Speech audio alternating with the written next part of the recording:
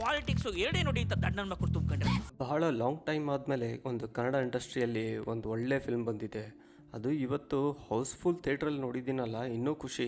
ಈ mother promise film ನಾನು ಏನು ಎಕ್ಸ್ಪೆಕ್ಟ್ ಮಾಡಿದ್ದಲ್ವಾ ಅದ್ರಗಿಂತ ಚೆನ್ನಾಗಿದೆ, ಅನ್ಬಿಲೀವಬಲ್ ಇದೆ. ನಾನು ಈ ಥರನೇ ಎಕ್ಸ್ಪೆರಿಮೆಂಟ್ ಮಾಡ್ತಾರೆ ಅಂದ್ಕೊಂಡಿದ್ದೆಲ್ಲ ಕನ್ನಡ ಫಿಲ್ಮಲ್ಲಿ. ಡಾಲಿ ಧನಂಜಯ್ ಪ್ರೊಡಕ್ಷನಲ್ಲಿ ಎಕ್ಸ್ಪೆರಿಮೆಂಟೇ ಫಿಲ್ಮ್ ಬರುತ್ತೆ, ಆದರೆ ಇದು ಎಕ್ಸ್ಪೆರಿಮೆಂಟ್ ಜೊತೆ ಕಮರ್ಷಿಯಲ್ ಟಚ್ ಇದೆಯಲ್ವಾ, ಈ ಫಿಲ್ಮ್ 100% ಕ್ಲಿಕ್ ಆಗುತ್ತೆ. ಬೆಂಗಳೂರಲ್ಲಿ ಬ್ಲಡ್ ಶೆಡ್ ಫಿಕ್ಸು. ಧನಂಜಯ್ ಬಗ್ಗೆ ಇಷ್ಟ ಆಗೋದು ಇದೆ, ಯಾಕಂದರೆ ಕನ್ನಡ ಇಂಡಸ್ಟ್ರಿಯಲ್ಲಿ ಟಾಪ್ ಲಿಸ್ಟ್ ಆ್ಯಕ್ಟ್ರು. ತೆಲುಗು ಪುಷ್ಪದಲ್ಲಿ ಮೇನ್ ಕ್ಯಾರೆಕ್ಟರ್ದಲ್ಲಿದ್ದರು. All over India blockbuster film ಪುಷ್ಪ.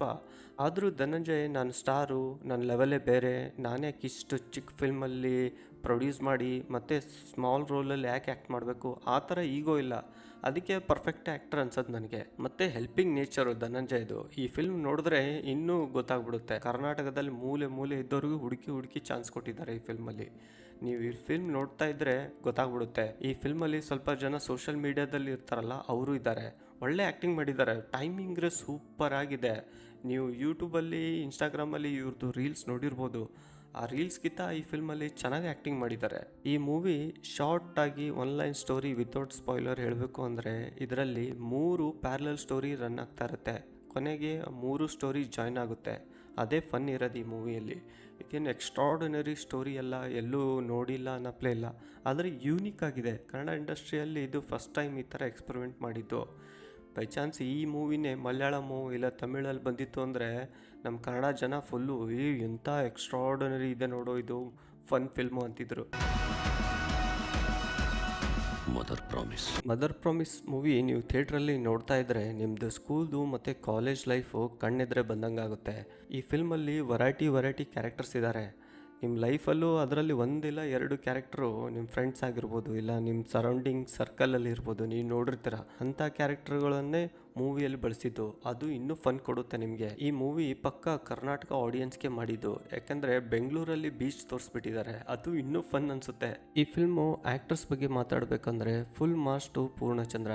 ಯಾಕಂದರೆ ಈ ಫಿಲ್ಮಲ್ಲಿ ಆ್ಯಕ್ಟಿಂಗು ಮಾಡಿ ಡೈರೆಕ್ಟು ಮಾಡಿದಾರಲ್ವ, ತಮ್ಮ ಎಕ್ಸ್ಪೀರಿಯನ್ಸ್ ಎಲ್ಲ ಯೂಸ್ ಮಾಡಿದ್ದಾರೆ. ನಾವು ಎಲ್ಲ ಫಿಲ್ಮಲ್ಲಿ ಸ್ಮಾಲ್ ಕ್ಯಾರೆಕ್ಟರಲ್ಲಿ ನೋಡ್ತಿದ್ದೀವಿ ಇವರನ್ನು. ಇವ್ರ ವರ್ಕು ನೋಡ್ತಾ ಇದ್ದರೆ ಕನ್ನಡ ಇಂಡಸ್ಟ್ರಿಗೆ ಮತ್ತೆ ಒಂದು ಹೊಸ ಎಂಟ್ರಿ. ಡೈರೆಕ್ಟರ್ ಕಮ್ ಆ್ಯಕ್ಟ್ರು, ಒಳ್ಳೆ talented artist. Next Daali Dhananjaya, ಎರಡನೇ ಮಾತಿಲ್ಲ. ಎಲ್ಲ ಫ್ರೇಮಲ್ಲೂ ರಿಚ್ ಬೇಕಾ ರಿಚ್ಚು, ಪೂವರ್ ಬೇಕಾ ಪೂವರು, ಆ ಮೋಲ್ಡ್ ಥರ ಮೋಲ್ಡ್ ಆಗಿಬಿಡ್ತಾರೆ ಧನಂಜಯ.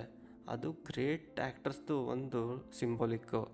ಈ ಫಿಲ್ಮು ನೆಗೆಟಿವ್ ಪಾಯಿಂಟ್ ಹೇಳಬೇಕಂದ್ರೆ ಇದ್ರ ಫಿಲ್ಮ್ದು ಲೆಂತು.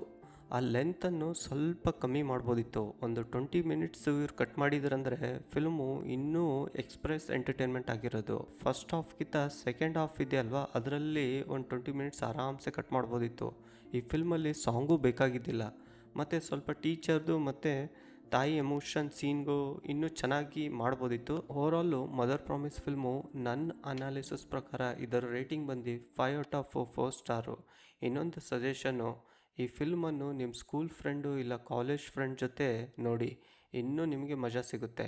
ಈ ಫಿಲ್ಮ್ ನೋಡಾದ್ಮೇಲೆ 100% ನಿಮ್ಮ ಸ್ಕೂಲನ್ನು ನೀವು ಮಿಸ್ ಮಾಡ್ಕೋತೀರಾ. ಈ ಫಿಲ್ಮು ಮತ್ತೆ ಪ್ರೂವ್ ಮಾಡುತ್ತೆ ನಮ್ಮ ಲೈಫಲ್ಲಿ ಟೀಚರ್ಸ್ಗಳ ಇಂಪಾರ್ಟೆನ್ಸ್ ಎಷ್ಟಿದೆ ಮತ್ತು ಮದರ್ ಇಂಪಾರ್ಟೆನ್ಸ್ ಎಷ್ಟಿದೆ ಅಂದು.